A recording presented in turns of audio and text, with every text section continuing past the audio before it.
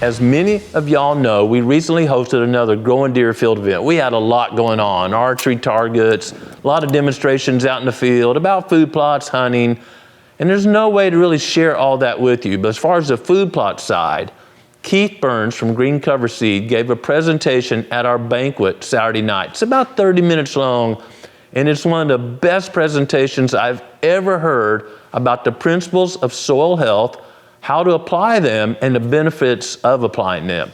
So I hope y'all will take this in and share it with anyone you know, farmer, gardener, food plotter that manages soil. Please share this far and wide, because the solutions Keith shares in his presentation can make our planet better. Houston, we have a problem. In 1970, when astronaut Jim Lovell uttered these words, little did he know that this would become really the quintessential cry for help, or the distress call that we've all used. We've all said this, haven't we? When we have an issue or we have a problem and we need to reach out to somebody for help, we say, Houston, we have a problem. And they had a problem and they solved it. But you know what? In agriculture, we have a lot of problems, but we have one big problem here too. And I don't want to let you guys off the hook thinking that you're not involved in agriculture. Because guess what? You're planting seeds, you're growing plants, you're taking care of the soil and the land. You are involved in agriculture, and you are either going to be part of the problem or you're going to be part of the solution. And so we've got lots of problems in agriculture. We've got farmers making really good yields, but it's costing so much to do it. It's very high inputs, and so it's very low profit. Now, some of you are farmers as well as land managers. Some of you own farm ground and you've got tenants farming, and they will tell you these stories. I don't think I have to encourage anybody to know how much fertilizer prices have gone up. So it's a big problem, the rising input costs. There's going to be a lot of guys sell $6 corn and lose money doing it. But that's not the only problem. We've got problems with pollution. Grant talked about the hypoxia zone in the Gulf. It's a huge problem. The Chesapeake Bay, for those of you further east, that one they're actually making some progress and doing some good work on. But we've got pollution and contamination problems in agriculture as well.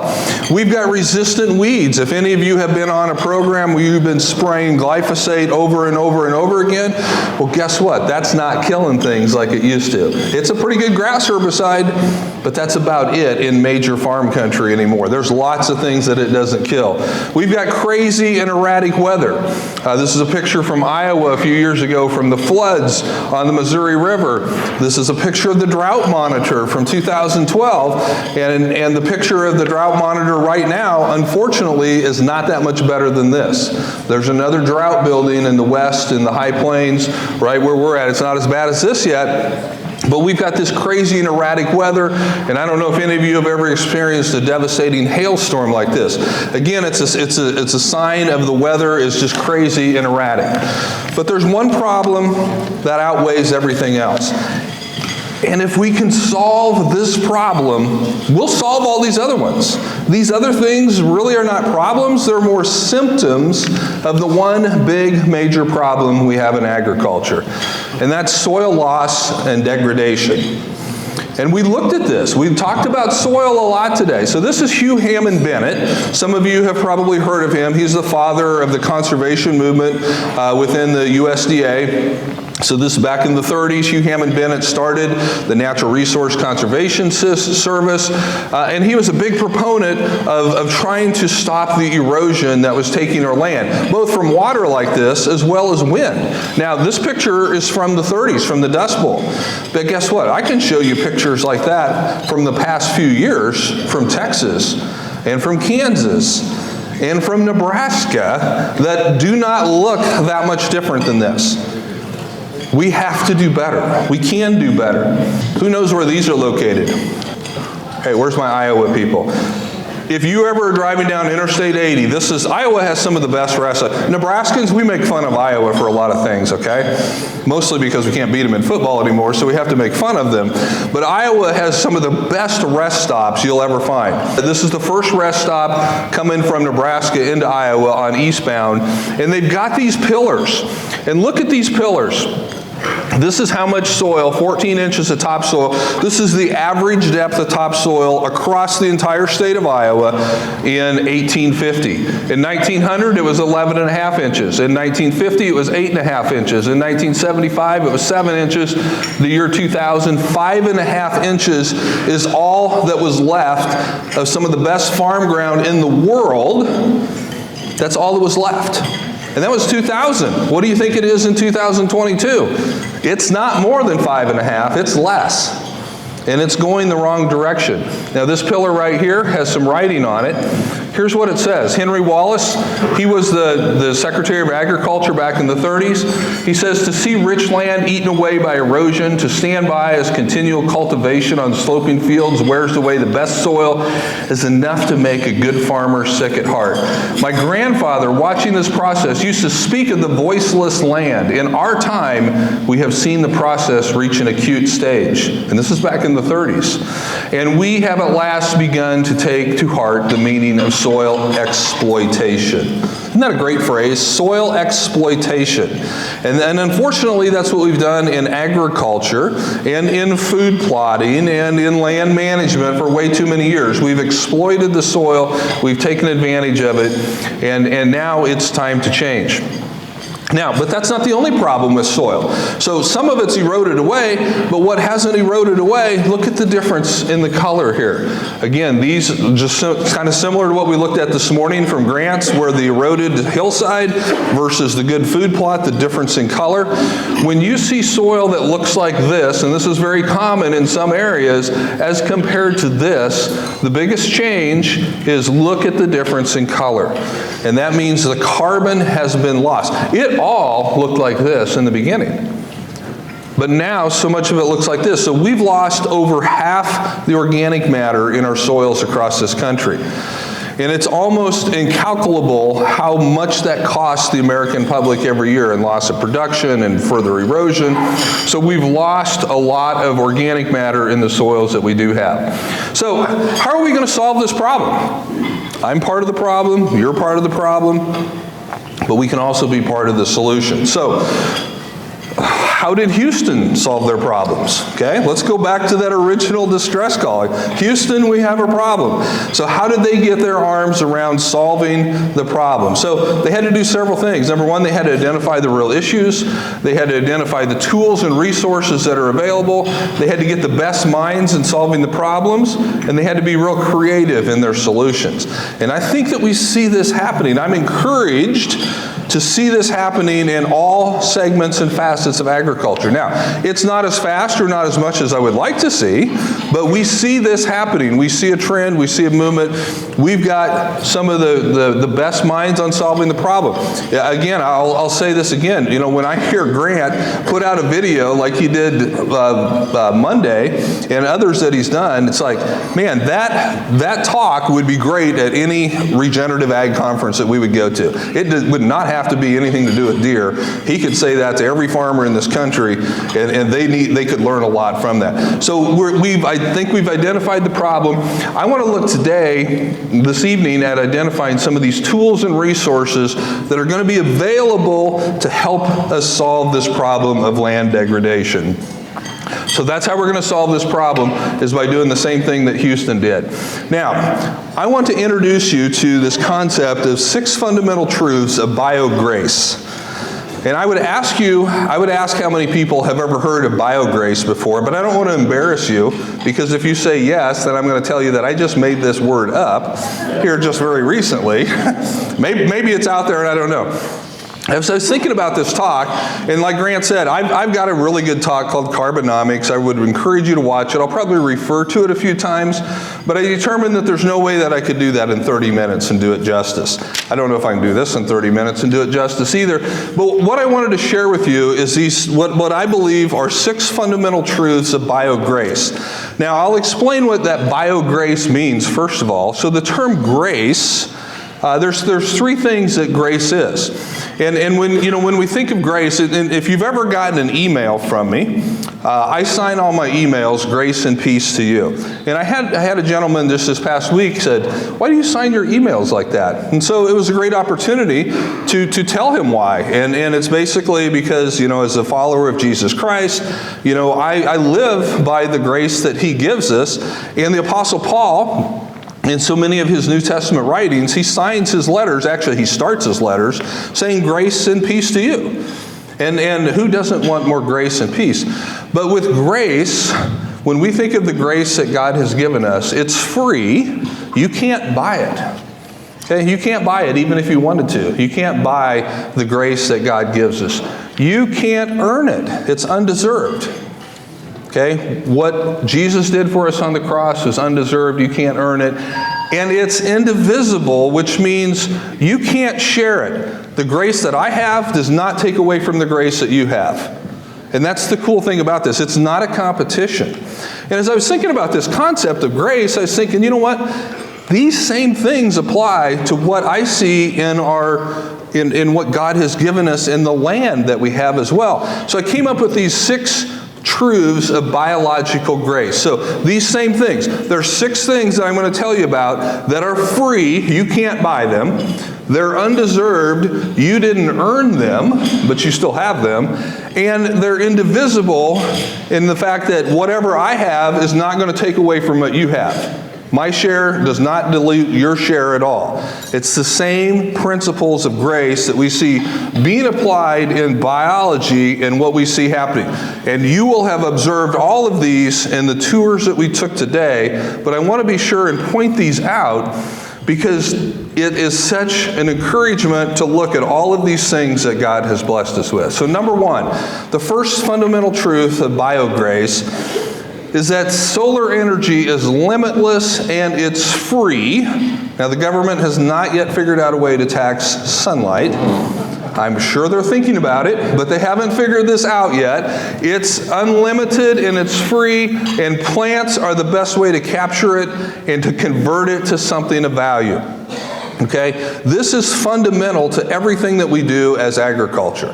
Because really what we're doing as farmers, as food plotters, as land managers, we're capturing solar energy and we're turning it into something that has value.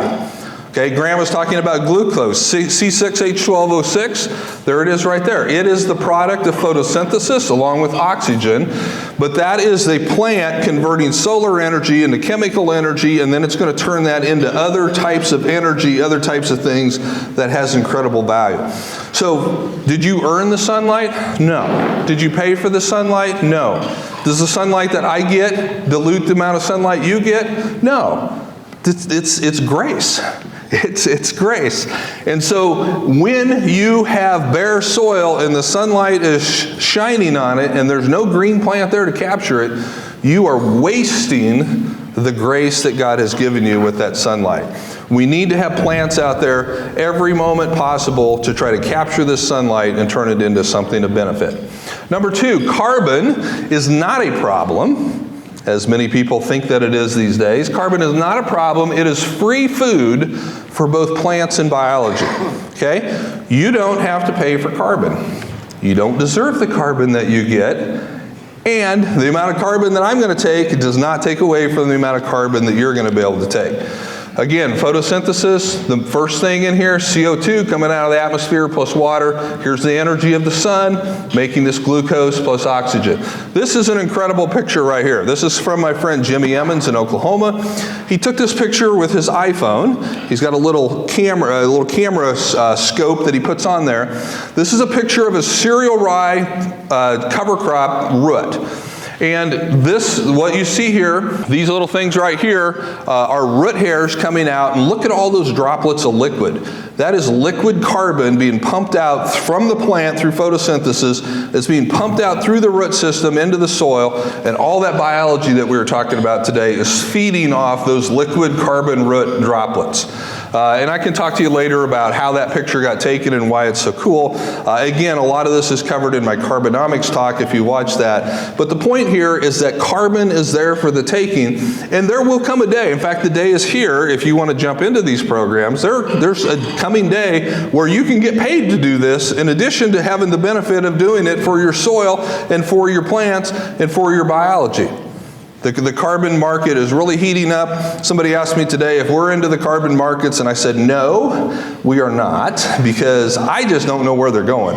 It's kind of the wild, wild west out there right now in carbon trading. So we're just kind of waiting and seeing what happens. But there's a lot of good things happening there. So carbon is not a problem. It is free food for plants and biology. Number 3, nitrogen is free. Now, you go down to the co-op and tell them that Keith Burns said nitrogen is free today. And they're going to say, Keith who? And what? Because nitrogen right now is costing you about $1 a pound. And if your soil test comes back and says you need 150 pounds of nitrogen for your food plot, that's $150 worth of fertilizer right there. But there is 30,000 tons of nitrogen sitting above every acre of ground that you own, and that I own, and that everybody else owns. 30,000 tons. Well, where's that coming from? Well, look at the pie chart of the atmosphere. Okay? Carbon dioxide is this tiny little sliver, about 0.04%. Nitrogen is 78% of the atmosphere. There's huge amounts of nitrogen out there. It's free. You didn't earn it. You don't deserve it. It doesn't dilute it if I take some. It's grace, but plants can't use it. Plants can't do anything with it. Just like when you breathe it in, it doesn't melt you from the inside out, because it's held as dinitrogen, 2 nitrogen molecules bonded together. It's completely inert, which is good because we're not dead. Because if you've ever had a whiff of anhydrous or ammonia of some kind, you know what unbonded nitrogen can do to the human body. It will literally melt you from the inside out. So there's a way, though. God created a way for this all to happen. Plants can't get to this by themselves, but plants can utilize this within the system, and we'll get to that soon. Number 4, soils are rich in minerals and plant nutrients. Your soils are made up of all of the minerals and the nutrients that your plants need. But again, God never designed plants to draw them directly out of the soil. That's not how the system was created to work. And so when we are using a system where we have plants and no biology, your plants are going to look sick, and they're going to look yellow, and they're going to get diseased, and then we have to step in with crop protection inputs and fertility inputs. And in my carbonomics talk, I refer to that as agricultural welfare. And when you're putting all these inputs into your system, you are basically putting it on welfare payments, whether you want to think about it that way or not. Because our soils are rich in minerals and they're rich in plant nutrients, you just have to get them. Again, you didn't have to buy it, you didn't have to earn it, and it doesn't dilute what I take from what you get. Number 5, soil biology is what really makes this happen. It makes the system bigger, faster, stronger, and more efficient. Now, without the biology, you can't get the nitrogen that God gives you through grace. You can't get the carbon as efficiently that's in the atmosphere, and you can't pull the nutrients out of the soil without the biology. All of this biology is what's making this work. And when we farm in such a way that benefits the biology, and you saw field after field after field of it on Grant's proving grounds, and I love that term, by the way, proving grounds, because he's proving that it works. And if Grant Woods can do it on the rocky slopes of an Ozark mountain, why in the world can farmers with good soils in Nebraska and Iowa and Illinois and Indiana, why can't we do it too? Well, the obvious answer is we can if we apply the same principles, the same concepts. It works. It works. And so biology is going to make the system work, but when we farm in such a way that ignores that biology, we get into that system of having to do welfare after welfare after welfare. And number 6, the 6th essential truth of biograce is that water is essential for all these life processes. None of this happens without water. Now you may say, well, sometimes I don't have enough water. Sometimes I have too much water. Well, yeah, that's probably true. But as we looked at with the infiltration rings this morning, I sometimes can picture God in heaven as we're praying for rain. And, he's probably thinking, well, you wasted half the last one I gave you. Why would I give you more? Because when somebody asks me how much I got, if I can't say all of it, I wasted some. And so much of the rainfall that falls on our ground is wasted because we can't infiltrate it, we can't store it, we can't get it into the soil because of the way that we're taking care of the land. And so water, it's free. We didn't have to buy it. We didn't earn that rainfall. The amount of rainfall I get on my land isn't going to affect yours. And in fact, if yours runs off and comes down on mine, maybe I'll get some of yours too.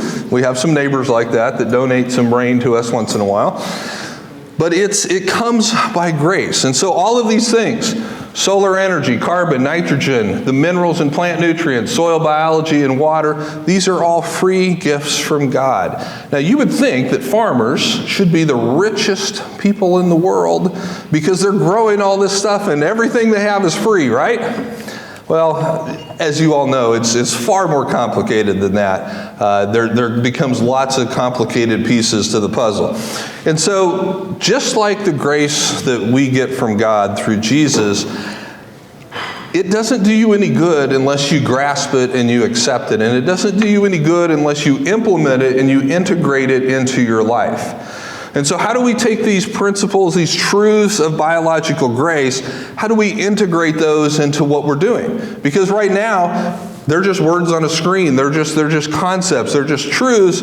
But if we can pull them into our system, if we can integrate them into what we're doing, then it becomes life-changing. Then it becomes a huge paradigm shift in how we're raising our crops, how we're managing our land, how we're growing our food plots, how we're growing our deer. And so how do we do this? Well, it's pretty simple. Basically what we do is we follow the principles of soil health. And you've heard Grant talk about these time and time and time again. And you're going to hear me talk about them one more time. But what I want to tie together now is how each of these principles of soil health is utilizing some of these truths of biological grace that we get from God. I want you to be thinking about how these tie together. Because these are going to be the ways, keep the soil covered. These are the ways that we're going to get the grace that God gives us into the soil that He's given us to be caretakers of. So number 1, keep the soil covered. Now, people will put these in different orders. And I don't, if you ask me what is the most important principle of soil health, it might kind of depend on the day or the mood that I'm in. But oftentimes, I would say this is the first one. Because if we can't keep the soil covered, if I can go out to my fields and I can see my soil, then it can wash away. And in Nebraska, it can blow away. Our goal is to never see our soil unless we go looking for it. And when we were out in Grant's fields, you didn't see much soil unless you kind of moved some of that residue away and started looking. And then you found a lot of rocks too, but hey, there's some soil in there somewhere, I'm convinced. So that's the key. Number 1, keep the soil covered. So when we do that, solar energy is free and plants capture it. One of the ways that we keep it covered is by having growing plants, so we're utilizing that truth. Soil biology drives the system. When we keep the soil covered, it stays so much cooler. If we let our soils heat up too much, it will kill your biology. They will go dormant. They will die. And when you have bare exposed soil, it gets hot. It can get 130, 140 plus degrees. Even on a 90-degree day, a black soil, exposed soil, can get 130 plus degrees, and that will kill your biology. So keeping it covered will keep your biology alive. And then water is essential for all life. That truth is applied here as well, because when we keep our soil covered, just like what we saw in the infiltration rings, and what would have been great is if Grant would have had a garden up there that he'd been rototilling every year for the last 20 years. We could have done an infiltration test in that. That would have been great because we would have seen very little infiltration where all that tillage is being done. But when we keep the soil covered, we give it a natural path for that water to get into the soil. So keeping it covered applies all of these truths. Number two, we want to minimize disturbance. And again, you saw these principles playing out. You saw this equipment setting there. This is the equipment that Grant uses. Many of you are using similar things. And many of the farmers that we work with are using very similar tools on much larger scales. You know, instead of an 8-foot drill, you know, they'll have a 40-foot drill or a 60-foot, and they're even coming out with 90-foot air seeders, some big equipment, and roller crimpers. And so in order to minimize that disturbance, we still have to have a way to get the seed into the soil, and so that's where this equipment comes in. We've had some great advancements in equipment that has allowed us to do this in the past few years that before we never could have done. And so these are great tools for you to have: a no-till drill, a no-till a crimper. But carbon is not a problem when we're minimizing disturbance. We're keeping more carbon in our soil.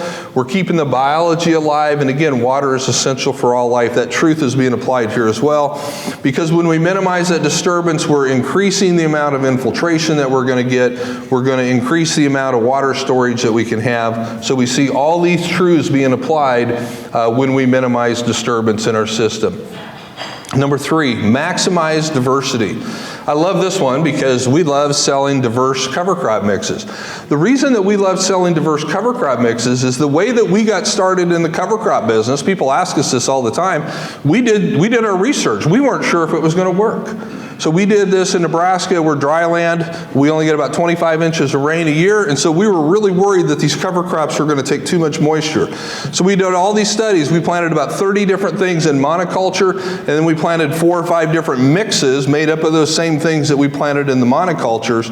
And what we found, and we had moisture sensors in every one of those plots at 1 foot, 2 foot, and 3 foot depths. And what we saw is it did not matter what crop it was. If it was growing in a monoculture by itself, it used significantly more water than any of those mixes did. And we have the data to prove it. We charted it. We captured that data. Every single one of those mixes used the moisture so much more efficiently than any of the monocultures did. And from that moment on, when we started Green Cover, we said we are going to focus on diversity because we saw what it did in our fields.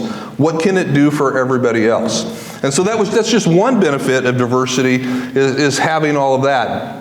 So all of the principles, all of these truths are applied when it comes to maximizing diversity. Because diversity really, when you think about creation, I mean, God didn't create any monocultures, okay? When you look at any native system, it's wildly diverse. I think Grant said there's 170 different native plants that they've identified on the proving grounds there.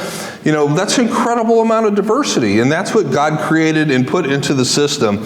And so when we can mimic that in what we're doing with our food plotting, what we're doing in our cover cropping, we're mimicking God's creation, and we get all of these bio-grace truths applied in doing it. Number 4, living roots as much as possible, as often as possible.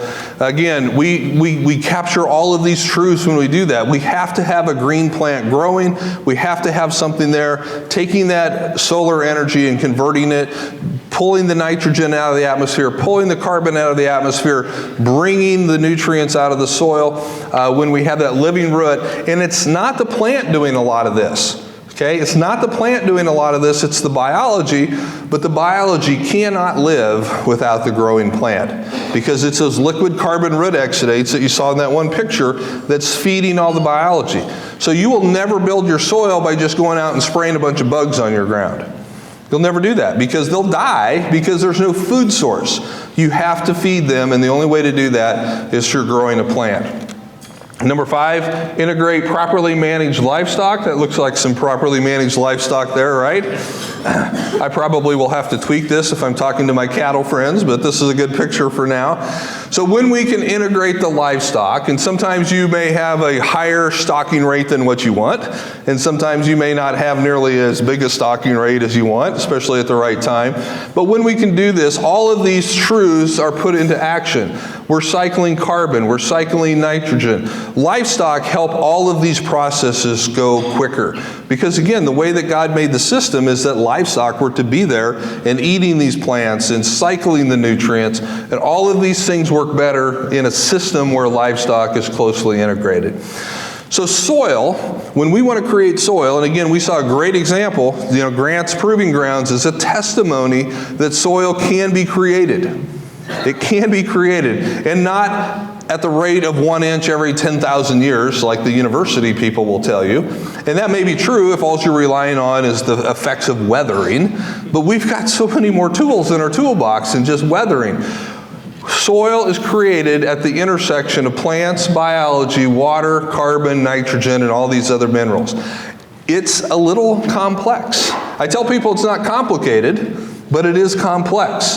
There is a lot of moving pieces. Now, again, fortunately, a lot of these pieces don't have to cost you a lot of money, and Grant's a great example of that, because he's not spending money on inputs. But when all of those things come together, we create soil. And when we can get them to come together relatively quickly, we create soil very quickly. And again, we were literally walking on the living testimony of how true this is. So, Apollo 13, we've all watched the movie, right? Now, some of you are probably old enough. How many people remember Apollo 13? Okay? Okay, I was 5, okay? I don't really remember it. I wish I did, because it's a great story. It probably almost overshadowed some of the moon landings, because they'd already landed on the moon. This would have been the 3rd mission that would have landed on the moon, but it was almost more of a success in how they rescued that mission, because at first glance, when that oxygen tank exploded and Jim Lovell said, Houston, we have a problem, there were a lot of people that thought, that thing's never coming home. Because one problem led to another problem. The carbon dioxide buildup in the capsule, it just kept multiplying, but they kept solving them. They kept keeping the creative minds on it. And I love the part in the movie, how they dump all the crap that they would have had in the module on the table, and they said, okay, you guys have to build a CO2 scrubber out of just this. And it literally was duct tape and baling wire and whatever else they had. But that's how we are going to solve these problems, by taking all of the things that we have at our disposal and figuring out how to come up with creative solutions to this. And we can do that when we apply all of these truths of biological grace. You don't have to buy them. You didn't earn them. And what you get from this doesn't take away from my share. It's complete grace that God is giving us these things. And when we apply those through the principles of soil health, we will really, really see things happen, and happen quickly. And again, we're just so proud and honored to be connected with Grant and the Growing Deer team, because like you said earlier, our philosophies match and mesh so well because of these things. And so that is all I have. Thank you so much for your attention. Thank you for letting me part of the Growing Deer Conference.